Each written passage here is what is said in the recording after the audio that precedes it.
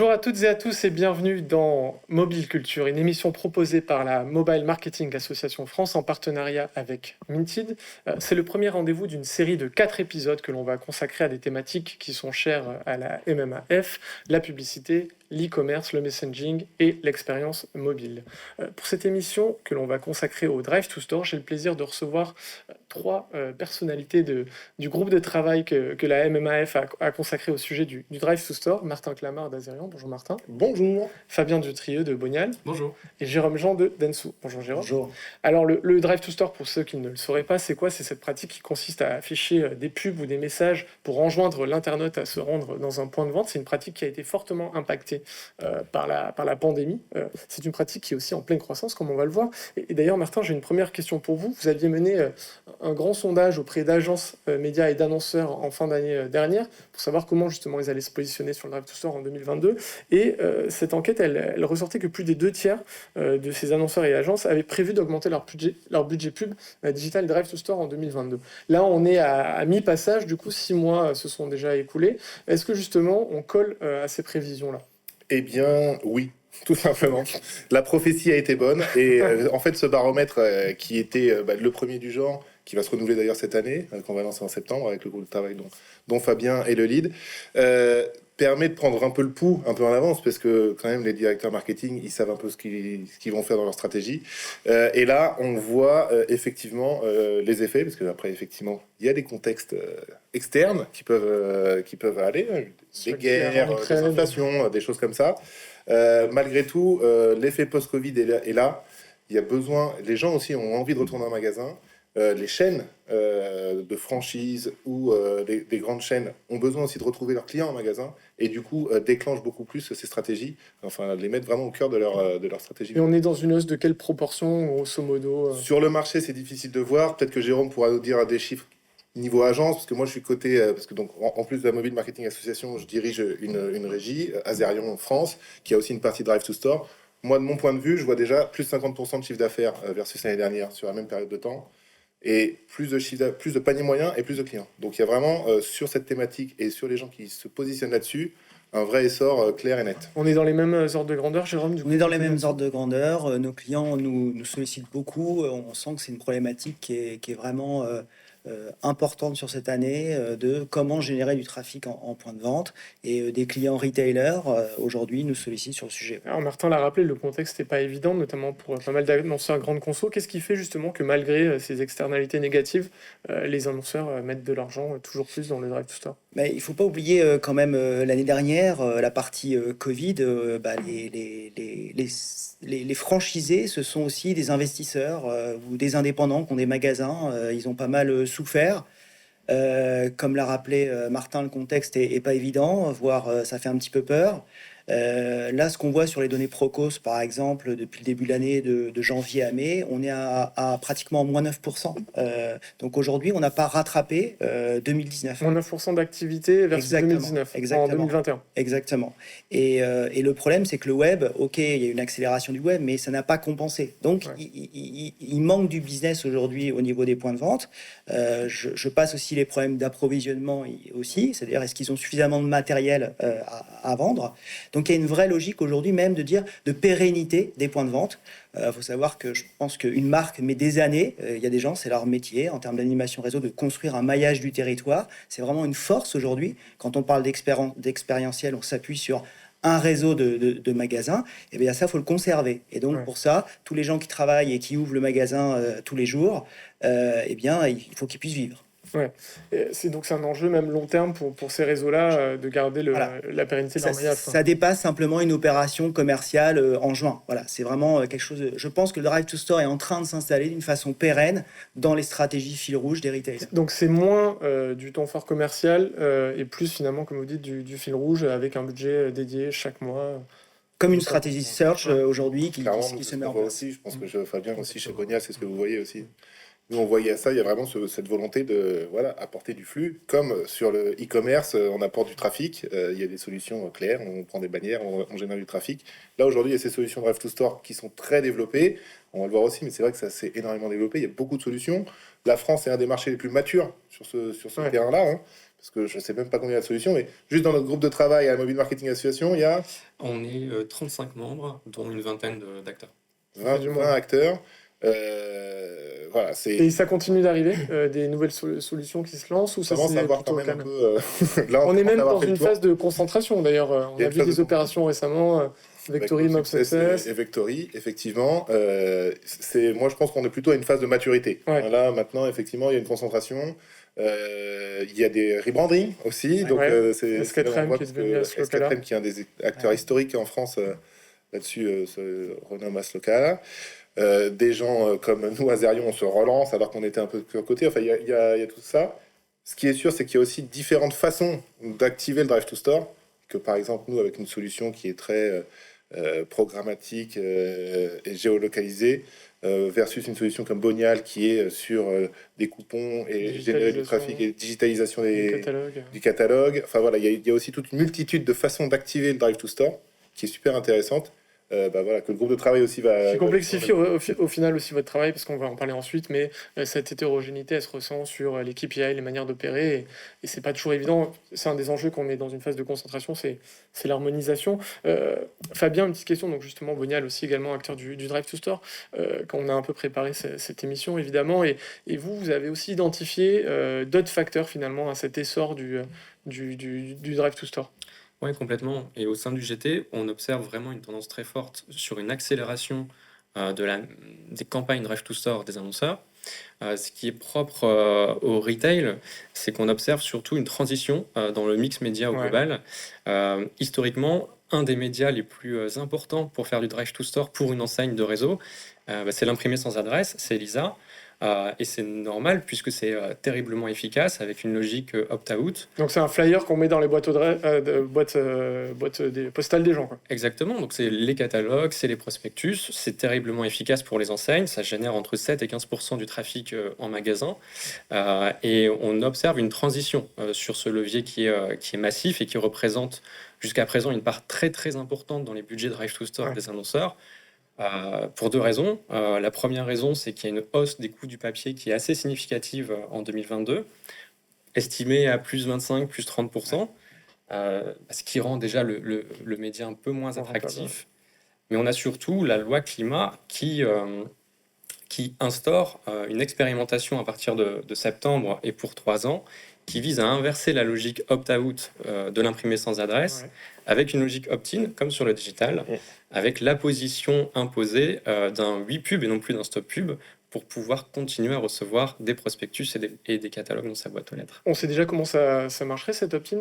C'est quoi c'est les distributeurs qui vont filer des stickers aux gens en sortie de caisse pour qu'ils le mettent sur leur boîte, ou ça va pas être évident à mon avis, parce que quand on parlait pour les cookies du grand changement de l'opt-in sur le cookie, c'est déjà compliqué de faire cliquer oui sur accepter, mais alors mettre un sticker sur la boîte à lettres, c'est un gros challenge. Alors c'est pour ça que je crois que le test a lieu sur 15 agglomérations. Exactement. D'accord. Exactement. Ils l'ont pas fait one-off, Oui.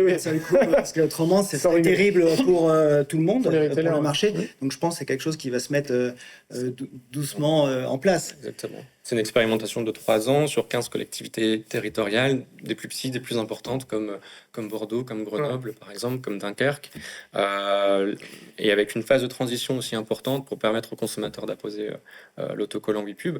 Mais en tout cas, ça incite le marché, ça incite les annonceurs à trouver des alternatives, puisqu'aujourd'hui, ils sont dans un enjeu de contactabilité, ne pas perdre la contactabilité avec les consommateurs. Alors, j'ai pas la statistique, mais il faut pas oublier les seniors. Aujourd'hui, il y a une partie des seniors, le mobile, c'est compliqué, ils ont une utilisation qui est très basique. Bon, comment on les atteint? Et là, le papier a encore totalement sa place.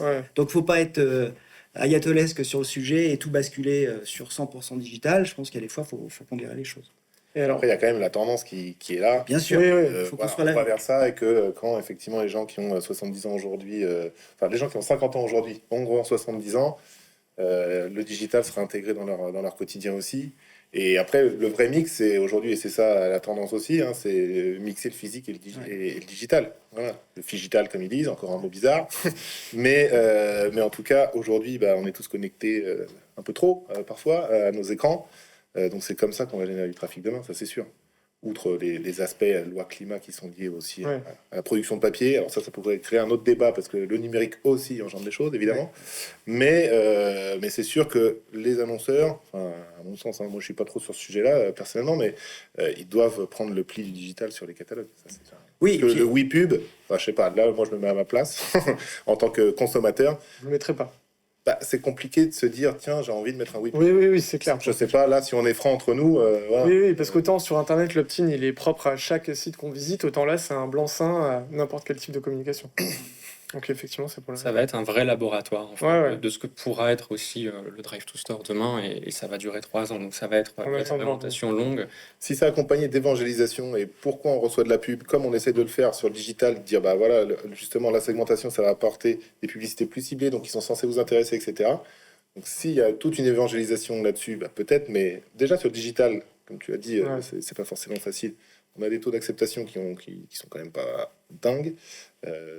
Voilà. Sur le physique, on attend de voir. Hein. Fabien me disait des estimations à 20-30% quand même, Oui, potentiellement. aux Pays-Bas, donc, le WePub a déjà été implémenté. Dans certaines villes, on est à peu près à 20% d'apposition du WePub. Des études ont été menées sur des échantillons très larges. On est sur des estimations entre 20-25% hypothèse basse d'apposition du WePub, Ok. jusqu'à 45-50% d'apposition du WePub. Dans les hypothèses hautes, ça peut être surprenant, mais c'est pas si surprenant, puisque aujourd'hui, il y a une forte problématique pour le pouvoir d'achat, et les consommateurs restent Ils sont attachés demandeurs, à la de promotion. bonnes et au- opportunités. Alors, on va revenir un peu au digital. Désolé, j'ai un peu dévié le cours de la discussion. Jérôme disait très justement, aujourd'hui, il y a un enjeu pour les centrales de faire vivre leur réseau.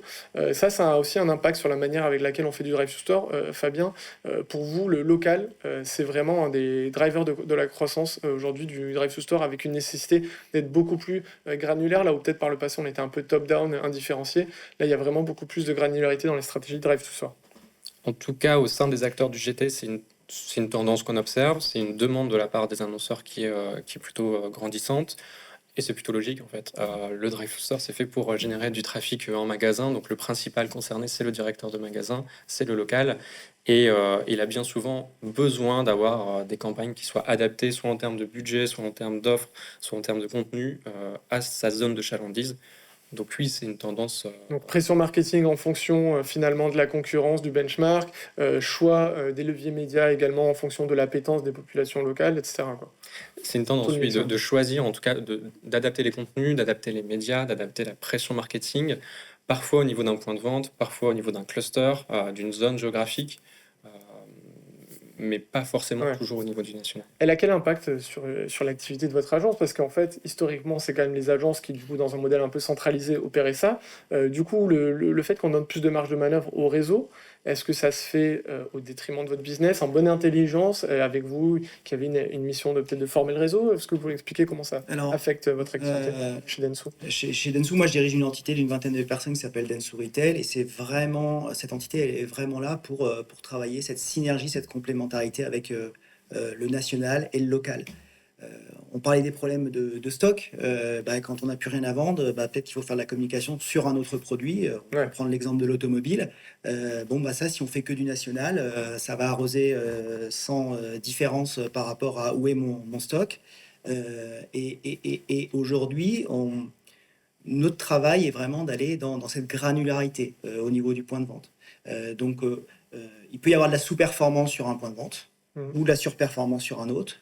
On est dans une zone plutôt campagne ou plutôt grande ville. Quand la campagne digitale au niveau national, ça va peut-être favoriser davantage les grandes villes. Qu'est-ce qui va se passer à Besançon, dans le magasin de Besançon? Là, on doit venir en complémentarité pour appuyer la problématique locale et répondre à la sollicitation du directeur de magasin. Sur cette problématique, moi j'identifie deux challenges. Le premier, il est humain. Est-ce que du coup c'est toujours facile de convaincre le franchisé ou le patron de l'entité locale du bienfait de faire de la pub Drive to Store? J'imagine que vous avez quelques réticences. Il y a de la pédagogie. Martin expliquait que depuis 2-3 ans, le marché de Drive to Store a beaucoup évolué, renaming, faut suivre. Même nous, professionnels, dont c'est le métier, on lit au quotidien l'information, c'est compliqué à suivre. Quelqu'un dont sa formation, c'est de faire du commerce, qui est dans son business, qui est en front client, et qui n'a pas fait forcément, je sais pas, une école de commerce. Déjà, Drive to Store, qu'est-ce que c'est? Alors, par contre, oui, la radio, il connaît, l'affichage, il connaît, le prospectus, il connaît. Donc, il y a ce travail de pédagogie d'expliquer les choses. Alors, je ne parle pas de mots un peu compliqués comme uplift, voilà. Ouais. Mais ce qui l'intéresse, c'est j'ai 50 personnes qui ont traversé le pas de la porte. Bon, j'en ai eu 30 la semaine dernière. J'ai moins de trafic. Donc, je fais moins de business. Ouais. Donc, ma problématique en local. Et c'est pour ça que les forces de vente historiques comme Solocal, comme dans la PQR, vont au contact de Google ces aussi gens-là. maintenant. Google aussi, pour dire, voilà les solutions que je t'apporte pour générer du business. Donc, quand on a un discours qui est très pédagogique et très business friendly, ils comprennent et ils sont prêts à tester. Et ensuite, la confiance s'installe. Et après, les GAFAM l'ont bien compris, les plateformes et la facilité pour générer les campagnes Drive to Store, c'est un élément clé. Donc aujourd'hui, les plateformes aussi, à disposition des retailers, c'est un élément clé de futures campagnes pour faciliter la mise en place. Et par rapport à ça, donc le premier écueil c'est l'humain, l'autre écueil peut-être c'est la techno, parce que vous avez donné l'exemple de la nécessité de savoir qu'il n'y a plus tel objet en stock et que du coup faut revoir la campagne en conséquence. Est-ce qu'aujourd'hui les grandes plateformes elles sont capables de se connecter? Déjà c'est compliqué à faire parfois sur l'e-commerce, mais alors sur le stock physique c'est encore plus compliqué. Donc je sais pas comment ça s'opère. Fabien, vous me disiez voilà l'écueil il n'est pas que humain, il y a quand même un gros enjeu de socle techno aussi pour faire du drive to store quelque chose de granulaire au niveau local. Oui, bien sûr. L'humain, ça reste la clé, ça reste la base pour mettre à l'échelle les campagnes au local.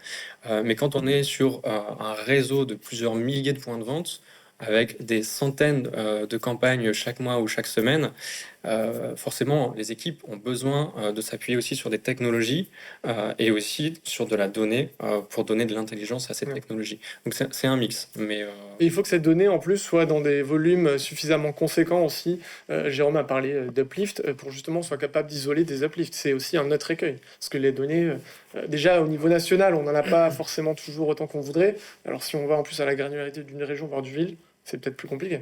C'est le problème de la mesure. Ça, c'est le problème de la mesure en général. Voilà, l'association, ça me permet, transition habile, Ah, bien joué. de rebondir là-dessus et de rebondir, parce que l'association a lancé depuis 2 ans une certification qui s'appelle le Drive to Trust, en collaboration avec des agences et des solutions pour créer justement des socles de référence pour donner plus de transparence et de confiance du coup aux annonceurs. Donc il y a différents labels. Il y a le Right Place qui atteste en fait de la qualité de ciblage. Le Right People qui atteste de la qualité des tailles de base et des clusters d'audience atteignables par solution. Et puis, et là, il y a déjà beaucoup de solutions qui sont certifiées. Combien, grosso modo? Il y en a une vingtaine au total. Pas sur les deux. C'est le CSP qui C'est le CESP exactement qui a mis en place la méthodologie et qui fait les audits des solutions tous les trimestres pour Right Place et Right People. Et donc là, il y avait un troisième label qui s'appelle Right Performance qui est là pour mesurer l'impact du Drive to Store, justement uplift ou pas uplift. Donc incrément sur les ventes. C'est incrément sur le trafic en magasin. Ah, c'est sur le trafic, pas sur les ventes. C'est on y est pas après encore. difficile. Ok. Qui est-ce qui a l'accès aux caisses, c'est encore un compliqué. autre écueil technologique, ça voilà. Il y en a certaines sociétés qui peuvent avoir, mais pas toutes, donc c'est pas holistique. Mais essayer d'avoir une espèce de référence, même si le principe de la certification est surtout déjà de rassurer sur la façon dont c'est comptabilisé, c'est propre. Parce que sur le digital, il y a aussi un peu ça peut très vite être le Far West. On est d'accord. Et non, mais t'inquiète, moi, mes mesures sont bonnes. Donc là, il y a au moins un tiers qui certifie la façon dont c'est mesuré, qui est là pour réassurer. Voilà. Ça, on attendait d'avoir des solutions qui veulent se certifier, parce que le budget est un peu plus important, parce que la méthodologie est aussi plus lourde à mettre en place. On a une solution qui est en cours de certification. Les résultats sont courant juillet. D'accord, donc ça c'est pour le dernier volet, le Right Performance. Exactement. Sur les 2 premiers volets, donc on a déjà un petit peu de recul, une vingtaine de membres certifiés. La question, j'imagine, est-ce que du coup l'investissement en vaut la chandelle? C'est un peu la question qu'on se pose toujours. On voit beaucoup, je fais un parallèle avec le Digital Ad Trust, il y a énormément de régies qui ont eu cette certification, c'était une démarche hyper louable. Malheureusement, derrière, on a vu que les annonceurs n'ont pas forcément joué le jeu ou apporté peu de crédit. La répartition des investissements n'a pas beaucoup bougé. C'est le genre de choses qui évoluent pas forcément vite. Digital Trust, voilà, qui est un autre sujet qui me tient à cœur personnellement. Mais voilà. Mais on voit petit à petit que ça commence à prendre malgré tout. La certification, il y a eu une adoption quand même assez rapide. Parce que dès le lancement, grâce aussi au soutien des agences et des annonceurs, ils ont dit voilà, maintenant, chers amis prestataires, il va falloir que on augmente le niveau du jeu et donc passer au moins ces certifications. Chez Dentsu, c'est une condition sine qua non, par exemple, d'être certifié ou c'est un plus? C'est une condition sine qua non, c'est extrêmement important. Depuis 2 ans, on travaille main dans la main avec la MMA. Nos annonceurs nous ont sollicité pour avoir une mise à jour et d'expliquer quelle est la logique, où est-ce qu'on en est. Et souvent, la question est à la fin, et la mesure. On aura probablement cet été la réponse. Alors justement, sur le sujet de la mesure, Martin, est-ce que vous pouvez nous expliquer pourquoi finalement ce sujet, il est aujourd'hui, ce sujet de la mesure de la performance, il est crucial et peut-être pas complètement encore totalement bien adressé par le secteur? Alors, chacun va avoir sa version, et c'est justement ça le truc. Déjà, il y a différentes mesures, il y a des façons de mesurer très directes. Le prospectus, c'est assez traçable, c'est facile. Il y a des façons aussi de mesurer, mais après, est-ce que c'est une personne qui était adressée déjà avant ou pas? Et au final, c'est toujours ça, cette question de trafic en magasin, c'est ce que disait ce fameux mot que disait Jérôme, l'uplift. Donc la différence entre le trafic qu'il y a de manière naturelle, ce que l'opération va mettre en place. Et donc, au final, chacun a sa façon un peu de chaque techno, parce que a ses propres contraintes technologiques, a ses propres, c'est pas une. Voilà. C'est fait de manière empirique. C'est fait un peu de manière empirique et de dire tiens, là, moi, je vais regarder sur les 7 derniers jours combien il y a de trafic, mais par rapport aux données que j'arrive à capter, est-ce qu'elle arrive à capter toutes les données? Est-ce qu'elle arrive à capter toutes les données GPS de tel ou tel. Par ailleurs, la donnée GPS a ses limites, parce que pour un grand centre commercial, why not? Mais pour un petit point de vente dans une rue commerçante, là, c'est déjà plus compliqué. Typiquement, si on veut ramener du trafic en magasin à Besançon, on parlait d'un point de vente, ça c'est aussi un autre challenge pour revenir là-dessus. Quand on est au niveau national, un réseau peut optimiser et dire qu'au global, je vais avoir mes résultats parce que ça marche moins bien sur cette région, mais ça marche mieux sur celle-là. Donc voilà. Et au global, la ligne en bas, elle va être bonne. Quand c'est au niveau local, faut pas. Voilà, c'est ça marche pas, tel acteur. Bon, peut-être je vais devoir faire de l'affichage, je vais faire de la radio ou faire autre chose pour apporter. Voilà, mais c'est plus compliqué. Et nous, on voit sur des logiques nationales. Sur certains types d'acteurs, en concession, par exemple, on y va beaucoup moins qu'au supermarché. Je pense que je ne me trompe pas quand je dis ça. Voilà. Donc, évidemment, il faut aussi être prêt à entendre que le coût de la visite incrémentale n'est pas le même. Et donc, parfois, on peut avoir des annonceurs qui disent, moi, je veux du sont prêts à accepter un mensonge. Alors, ils ne l'acceptent pas parce qu'ils ne le savent pas vraiment et tout ça. Alors là, c'est peut-être que Jérôme qui pourra en parler. Mais ils ont aussi une pression de résultats de leur côté. Je présume. Parce que j'imagine que on change la méthode pour développer leur c'est pour ça qu'on essaye à l'agence, et encore la semaine dernière, on en parlait en plénière, et on essaye de partager un petit peu avec les experts et le conseil. C'est d'avoir le one shot, c'est bien de faire une campagne, mais cette logique filet rouge, pour nous, elle est importante. C'est-à-dire d'avoir des temps forts et de pouvoir, comme le Search, mesurer des acteurs, mesurer de la performance et puis se dire les choses. C'est-à-dire qu'on est tous des professionnels, de comparer les résultats, et pour ça, il faut avoir des indicateurs qui sont clés et la même façon de compter une visite, donc qu'on soit clair sur le cahier des charges. À partir de là, ensuite, que le meilleur gagne. Et finalement, c'est très bon pour le business. Mais donc, du coup, c'est quoi l'ambition de votre groupe de travail sur ce volet mesure? Est-ce que c'est d'arriver finalement à une harmonisation des KPI et de dire aujourd'hui on a 2 échelons, on peut regarder la visite, on peut regarder la transaction, ou c'est plutôt juste de faire en sorte que chacun soit transparent, que chacun soit audité sur la validité de sa méthode? Les deux, mon capitaine. Mais on va y aller par étapes.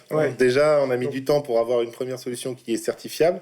Donc, on ne communique pas sur les solutions qui ne sont pas encore certifiées parce qu'on va avoir une communication positive. Et s'ils ne l'ont pas, ils pourront repasser le truc. Donc, pour l'instant, on ne le dit pas.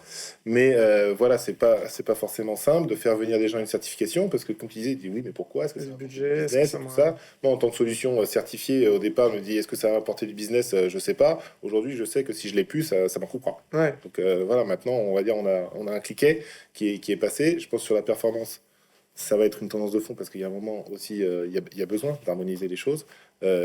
Et si c'est pas le marché que la Mobile Marketing Association représente, ce sera un acteur qui va prendre le lead. Ouais. Comme sur le digital, pour pas le citer, Google.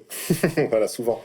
Puisque par exemple, les visites, c'est souvent Google Analytics qui est le tiers de confiance. Voilà. Donc voilà, avec ses écueils évidemment.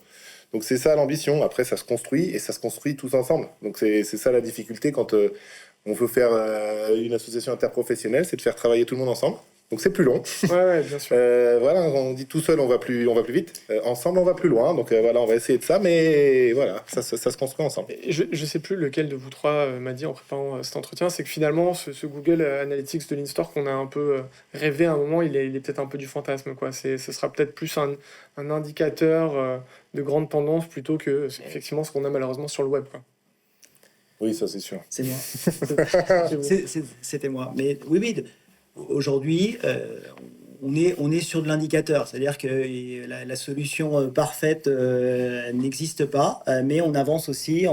Voilà, les solutions se sont assainies, la technologie évolue. On parlait même de croiser les indicateurs business. Franchement, moi, je suis hyper positif pour mêler les indicateurs marketing com et les indicateurs business. Je pense qu'on va y arriver. J'y crois. En tout cas, je pense que c'est une bonne direction. Là, c'est des enjeux technologiques. C'est les enjeux technologiques. Savoir remonter les infos, les problèmes de stock, de médecins, le truc. Après, il y a certaines solutions qui arrivent déjà.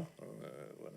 Mais pour faire quoi? Pour croiser pour avoir le ticket de caisse, quoi, en fait. Ah oui, oui.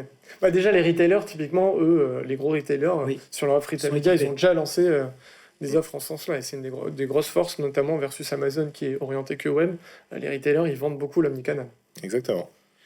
D'ailleurs, j'avais une question sur ce sujet-là. Aujourd'hui, on voit que le retail média est en croissance assez dingue. Tout le monde en parle aujourd'hui dans le marché. Est-ce que c'est un secteur d'activité que vous regardez d'un peu plus près dans le Drive to Store? Parce que si je dis pas de bêtises, historiquement, il n'y a pas vraiment de retailer dans le groupe de travail. Non, effectivement, il n'y a pas de retailer. C'est vraiment des solutions qui sont là, Drive to Store, et qui étaient vraiment basées mobile et voilà, les prospectus. C'est dommage d'ailleurs, ils devraient venir parce que justement, voilà. C'est un appel. C'est un appel. Revenez, rejoignez l'association.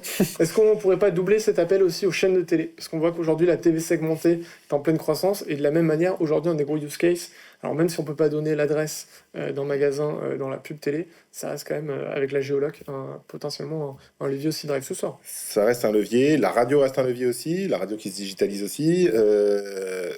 Tout est Drive to Store. En fait, ça dépend à quel niveau, évidemment. La télé, si tu l'intègres là, c'est parce que justement, ça devient un niveau local. Ouais. Et là, ça peut commencer à devenir un peu Drive to Store. Et là, on a les logiques de local dont on parlait tout à l'heure. Après, au niveau national, ça va aussi driver parce que c'est ce qui fait que la télé marche depuis que la télé marche. Ouais. Il y a une campagne télé, les gens sont réactifs face à cette publicité, pas, mais ça crée du chiffre d'affaires en magasin et les marques le voient et du coup ils réinvestissent et voilà, leur ROI il n'est pas granulaire, mais au global ils voient que c'est rentable. Donc après, si on arrive à descendre à ce niveau-là, je sais pas, j'ai pas trop la vision télésegmentée, peut-être que toi tu en as un peu plus, Jérôme, mais pour moi, c'est encore naissant. Ils sont encore en train de... On a fait partie, pareil, des premières campagnes en test. On voit que le reach, il augmente. Encore l'année dernière, ça fait partie des briefs, en tout cas des réponses. Après, est-ce que l'annonceur franchit le pas ou pas? Généralement aussi, il regarde les coûts en face. Ouais, ça coûte très cher versus l'IPTV. Voilà, donc, mais je pense, là aussi, on va arriver à un point d'équilibre à un moment donné où c'est intéressant. Enfin, il y a un intérêt quand le maillage du territoire, il n'est pas sur 100% de la France, et bah, la TV segmentée, c'est parfait. Ouais. Après, il y a cette... quel est le call to action? Et effectivement, de ne pas pouvoir personnaliser et de dire aller dans mon point de vente à tel endroit, c'est un frein. C'est clair. C'est clair. On approche déjà du terme de cette émission. Donc, une dernière question, un sujet qui est vraiment dans l'actu, c'est la CNIL qui a annoncé qu'elle avait audité un data broker. Elle a acheté un jeu de données. Elle va regarder finalement si ces données sont présentées de manière à ce que ce soit impossible de réidentifier du coup les utilisateurs concernés. Ça vient rappeler que finalement, le Drive to Store qui carbure pas mal quand même aux données de géoloc et aux données captées par le GPS est quand même souvent dans le viseur de la CNIL. On se rappelle tous, c'était il y a 3 ans, 3-4 ans, je ne sais même plus. Toutes ces entreprises, Timo, Vectory, qui ont été épinglées effectivement par la CNIL. Est-ce que pour vous, c'est un point de vigilance dans ce groupe de travail Drive to Store, ce sujet finalement du respect de la privacy? Alors j'imagine que oui, mais par exemple, voilà, cette annonce de la CNIL, est-ce que c'est quelque chose qui va vous rendre plus actif sur ce sujet-là? Je ne sais pas, Fabien, si vous avez un... Oui, il faut renforcer la vigilance de tous les acteurs sur le sujet. En l'occurrence, cette annonce, elle est hyper récente, à la moins de 24 heures. Je pense que l'objectif de la CNIL, c'est aussi de vérifier les bonnes pratiques, éventuellement de sensibiliser le grand public. Donc c'est sûr qu'il y a un enjeu de continuer à avoir et à collecter le consentement des utilisateurs. Et pour ça, les acteurs doivent bien appliquer les directives de la CNIL. La CNIL est dans son rôle et on est très sensibilisé à ce sujet au sein du groupe de travail. Et vous, il n'y avait jamais eu de velléité de faire un right privacy, justement un volet un peu privacy, ou non, c'est pas votre... Il y avait déjà pas mal de sujets. Oui, bien sûr, c'est clair, je vous rajoute... Mais c'est une évolution possible, c'est une évolution possible. Mais la privacy, évidemment, c'est un enjeu clé de tout le digital marketing en général, enfin de tout au final, en général, mais particulièrement sur le marketing digital. Moi, plus que la CNIL, là où on voit des impacts déjà aujourd'hui, c'est plutôt Apple, qui, là encore une fois, quand c'est tout seul, il décide de changer une règle et ça coupe X%. Demain, Google va le faire, probablement. Voilà. Et du coup, effectivement, que la donnée de géologue soit bien consentie, etc. Ça, je pense que tous les acteurs se sont mis au diapason aujourd'hui. On en a peut-être un peu moins, mais on en a suffisamment pour faire toutes les activations qu'il y a à faire. Par contre, si à la base, Apple, qui représente que 30%, mais quand même, encore 30% du trafic mobile, enfin in-app. Mais peut-être plus du business, parce que c'est quand même des users. Et sur le business en général, c'est effectivement des users qui ont un bon pouvoir d'achat. Si Google s'y met, voilà, c'est là où il va falloir trouver d'autres solutions, et que voilà, les techniques de base de retargeting, de cluster d'audience en fonction du trafic physique va un peu changer. Ça veut dire que ce sera dans l'immédiat qu'il faut réussir à générer du trafic. Bon, les performances vont aussi changer. Voilà, faut commencer à évangéliser, Jérôme. Les annonceurs. Prévenir. Ça a pu être pareil. Comme on constate sur le web et sur le trafic sur site, avec les consentements, ça a chuté et que voilà, des taux de consentement maintenant c'est 20-30%. C'est déjà des beaux taux de consentement, alors qu'avant, il y avait 80%, 90%.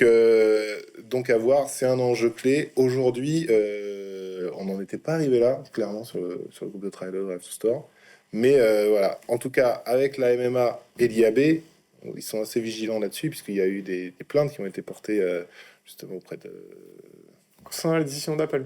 Concernant la décision d'Apple, justement pour abus de position dominante, qui ont été remportées. Donc c'est aussi ça, le rôle des associations et de ce côté interprofessionnel de dire, voilà, concertons-nous avant de casser quelque chose qui pouvait fonctionner correctement et qui crée des emplois, apporte du business aux retailers. Exactement. Compris.